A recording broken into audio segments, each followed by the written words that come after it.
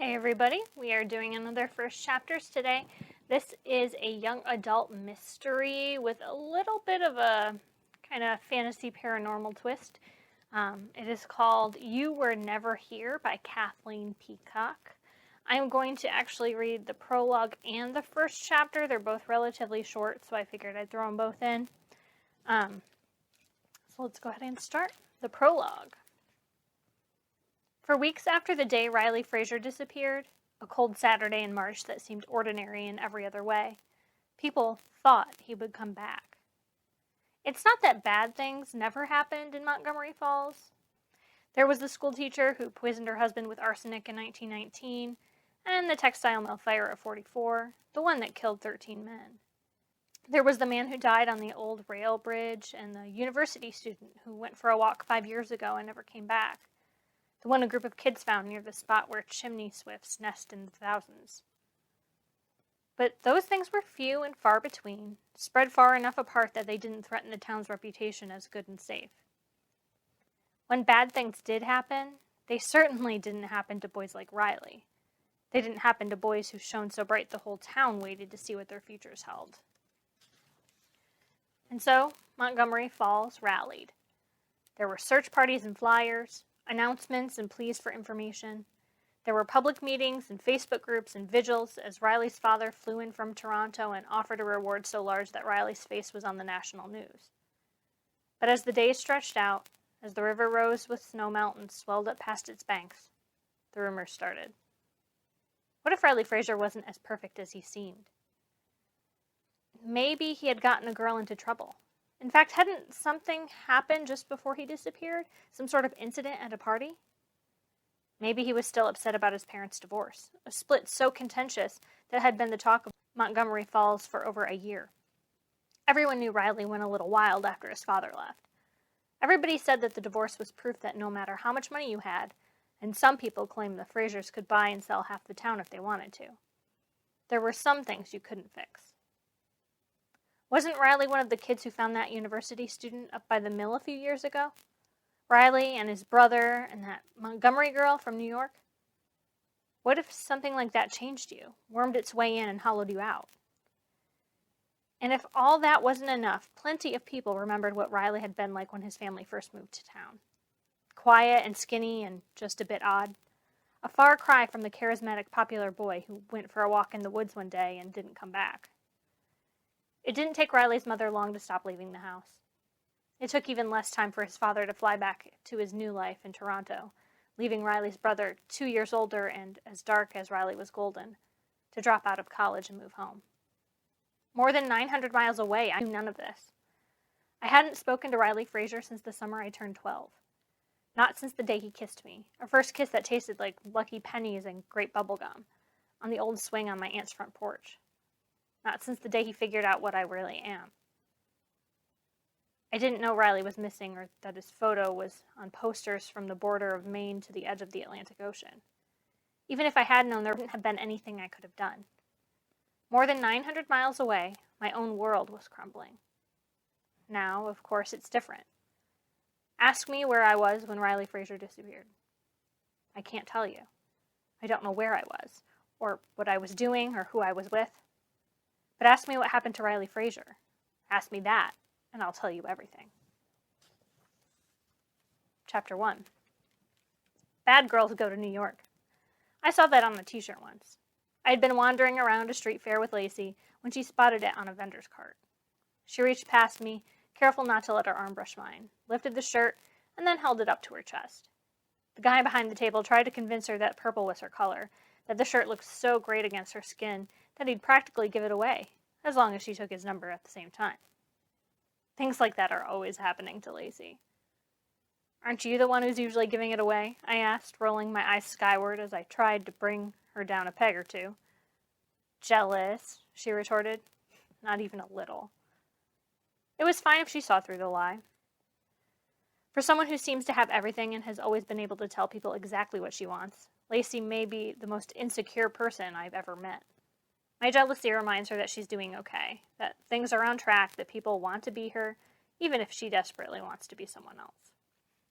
If Lacey's life were a movie, I'd be the plucky sidekick. The short, fat redhead who provides comic relief and moral support without ever stealing the scenes. The one always standing just a little bit behind her in Instagram pics.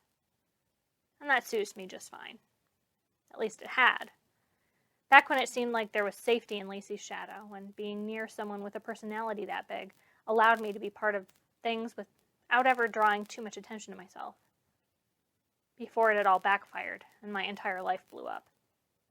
From where I'm sitting right now, 8 rows back on a bus that smells like week-old pizza and dirty socks, that t-shirt had gotten it wrong. Bad girls don't go to New York. Bad girls get put on a Greyhound back to a place they'd rather forget. The bus slows and pulls into a gas station with peeling paint and a hand-lettered sign advertising live bait. Stop 43, I think, as a trickle of people climb aboard and search for spots. Up until now, I'd been lucky. I scored a pair of seats at the start and somehow, possibly through a combination of guarded posture, prayer, and the sound of the violent femmes blaring from my earbuds, have managed to hold them for the first 10 hours of the trip. But luck deserts me, as a plump woman with gray hair stops in the middle of the aisle and shoots me a friendly smile. The scent of vanilla wafts from her like perfume as she glances from my face to the backpack on the empty seat next to me. When I don't immediately make room, the friendly smile slips a notch. It doesn't disappear completely, though, and she doesn't keep walking. I hesitate a second longer before pulling my bag onto my lap. As the woman lowers herself next to me, I tug the sleeves of my shirt down as far as they'll go, and then hunch in on myself, trying to make my body as small as possible. Lacey calls it my subway slump. Also good for crowded shopping malls, the hallway between classes, and, apparently, the bus from New York to Canada. But there's only so much you can do when you're big. You can twist and contort all you want, but volume is volume, and with both of us fat, overweight, my dad always corrects, as if that somehow sounds better. A trickle of sweat forms where our hips press against each other. Before long, my shoulders start to ache from the effort of holding my torso as still as a statue, and eventually the distance between New York and where I am now, not to mention all of the hours and weeks it took to get to this point, catches up with me. I slip a little farther down on my seat, and as the bus makes its way across Maine, my eyelids get heavy and then heavier. Eventually, I close my eyes. I close my eyes and pull in a deep breath, and water rushes up my nose and down my throat, filling my lungs. My eyes fly open as pressure rips through my chest. I gasp and struggle as someone tries to hold me under. Fingers dig into my arms. Whoever it is, they're stronger than I am. I manage to break free just long enough to glimpse a wide face and gray hair and catch a handful of words. "I'll show you, you're not laughing now," before I'm forced back down. I'm forced back down, and I can't breathe, and I can't break free. I can't break free, and everything shatters. And I'm left struggling for air in an unfamiliar place. The bus, I realize as I press a hand to my chest. I'm on the bus. Even though the sensation of being unable to breathe was only in my mind, my lungs ache and my heart races. "Are you all right?" The woman in the seat next to me has a hand on my shoulder. Her fingers must have skimmed the exposed skin of the collar of my shirt. They are, in fact, perilously close to touching skin right now. "We're almost at the border. I thought I should wake you." Outside, the rushing landscape slows and then spins as we make the turn for the border crossing. The woman's face knots with concern as she removes her hand. She glances toward the front of the bus, wondering maybe if she should call out to the driver. Other people twist in their seats to see if anything interesting is happening, but they barely register. I stare at the woman, trying to reconcile the concern on her face with the sensation of being held underwater. I force myself to nod, to tell her I'm fine, to play the whole thing off as a nightmare as the bus comes to a stop. She doesn't look convinced, but she gathers up her things and disembarks with everyone else. Determined to put as much distance between us as possible, I linger for a few minutes before stepping off the air-conditioned bus and into the summer heat. Shouldering my bag, I head to the small customs building at the edge of the parking lot. A faint but steady ache begins to chip at my temples as I slip through the door and take my place at the end of the line. As people inch forward, I can't help but think that what just happened is some sort of omen, and that maybe it's not too late to sabotage my father's plans and head home. It wouldn't even be that hard. All I would have to do is step out of the line, head to the bathroom and shred the documents Dad's lawyer drew up, flush the pieces down the toilet like contraband. They can't let me cross without those papers, no matter what destination is printed on my ticket. They won't let me cross, and I'll use half of the money in my bag to get myself home. Between problems with his publisher and his upcoming trip to California, Dad might not even realize I'm back. Not right away. Of course, it's not like my father is the only one in New York I have to worry about. As much as this trip feels like a punishment, there might be a tiny part of me that's almost relieved to have an escape. A very, very tiny part, but a part of me nonetheless. And so I stay in line until I reach the front, and then hand the letter and my passport over to a customs agent whose open, friendly expression practically screams welcome to Canada. He asks to see my bus ticket. Mary Catherine Montgomery on her way to Montgomery Falls? A girl who has a whole town named after her? I force myself to smile. It feels tight around the edges. Coincidence.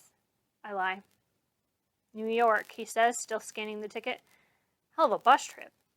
You know you can fly into Bangor or St. John and then just take the bus from there. Yeah, I said dryly. I've heard that.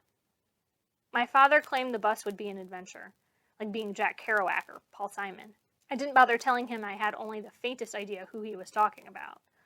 Personally, I think his choice was motivated less by the romanticism of traveling America by road, and more by the idea of saving a few $100 on the ticket. Dad's last 2 books were critical and commercial flops, and he hasn't sold a screenplay in years. Things have been tight for a while, not that we ever directly talk about it. The agent hands everything back. Someone meeting you at the station? My aunt. It's all in the letter, but he nods as though me saying those 2 words makes some sort of difference and tells me to enjoy Canada. I buy a bottle of Coke in the duty-free shop and then wander back toward the bus, pausing in front of a bulletin board to take a drink. The headache is still dancing around my skull, but it's not nearly bad enough for me to reach for the pills in my backpack. On a scale of 1 to awful, it's a 4 at the most. It's a 4 at most. My eyes trail idly over the brightly colored flyers on the board next to me. A hardware store on the U.S. side that will hold parcels for Canadians. Reminders that plants aren't supposed to be taken across the border. Ads for whale-watching tours along the coast and antique sales up and down the valley.